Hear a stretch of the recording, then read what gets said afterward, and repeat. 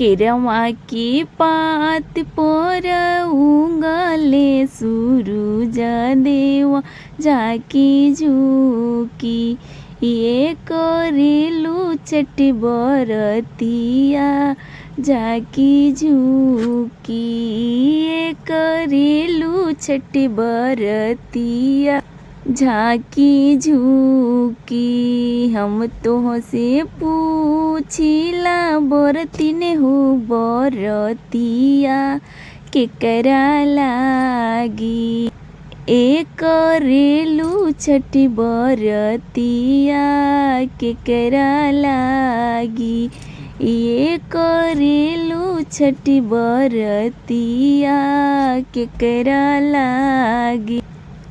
हमरो जे स्वामी अनजानो वैसन स्वामी हो उनके लागी ये करीला छठ बरतिया हो उनके लागी ए करीला छठ बरतिया हो उनके लागी।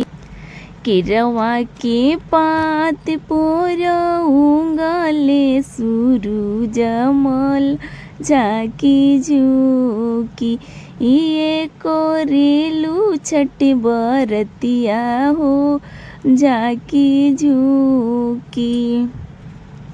हम तो से पूछिला बरतीने हो बरतिया केकरा लागी ये करेलू छठ बरतिया केकरा लागी ये करेलू छठ बर केकरा लागी। हमरो जी बाड़न बेटा हो अनजान बेटा उनके लागी ए करीला छठ बरतिया हो उनके लागी। हमरो जे बाड़िया बेटी हो अनजानो बेटी उनके लागी ए करीला छठ बरतिया हो उनके लागी। केरवा के पात पर उगले सूरज देव झाकी झुकी ये करेलू छठ बरतिया हो झाकी झुकी।